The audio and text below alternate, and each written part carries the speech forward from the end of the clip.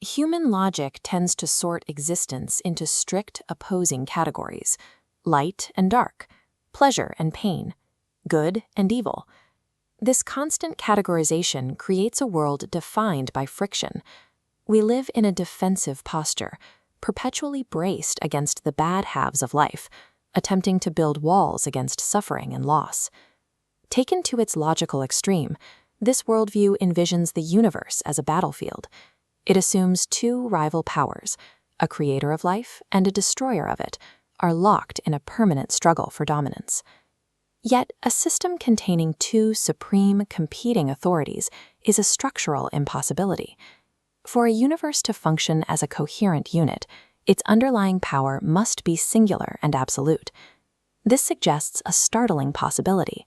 The exact same force responsible for our deepest agony is the identical mechanism generating our highest ecstasy. Our interpretation of tragedy often stems from a fragmented perspective. We see individual gears of destruction moving without perceiving the single, unified system that drives them. Ancient Sanskrit texts identify this singular force as Rudra. The literal translation of the name, weeping, describes the core engine of this cosmic drama. Biological weeping follows a specific map. During intense pain, tears originate from the middle of the eye. In moments of overwhelming pleasure, they flow from the corners. The physical response is identical, yet it spans the entire spectrum of human emotion. Rudra operates like a master dramatist. A story that begins and ends in a state of perfect, unmoving peace is a story without a purpose. A life of constant, unchanging joy succumbs to unbearable monotony.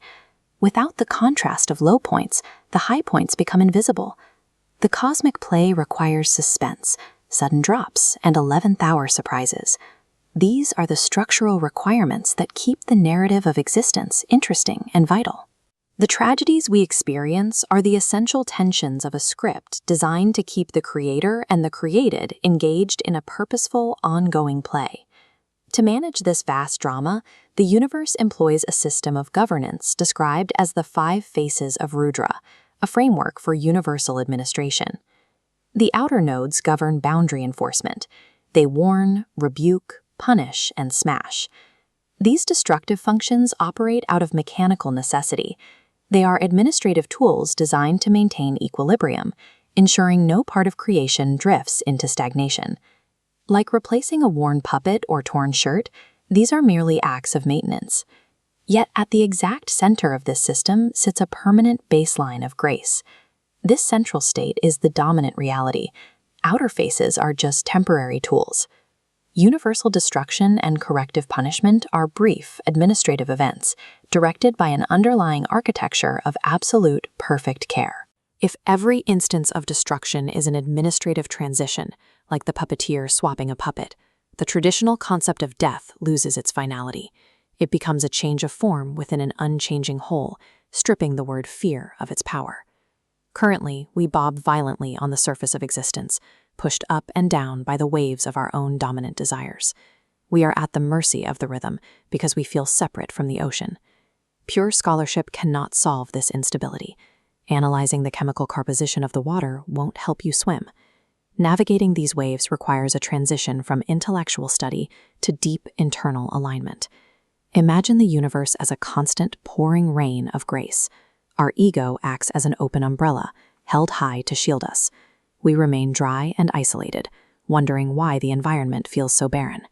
Connection requires us to puncture that umbrella. We must approach the source with the desperate, raw intensity of a child weeping for its parents' attention, refusing to let any barrier remain.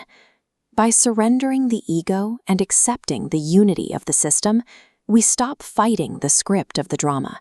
We move in sync with the central grace, finally achieving total alignment with the universal Father.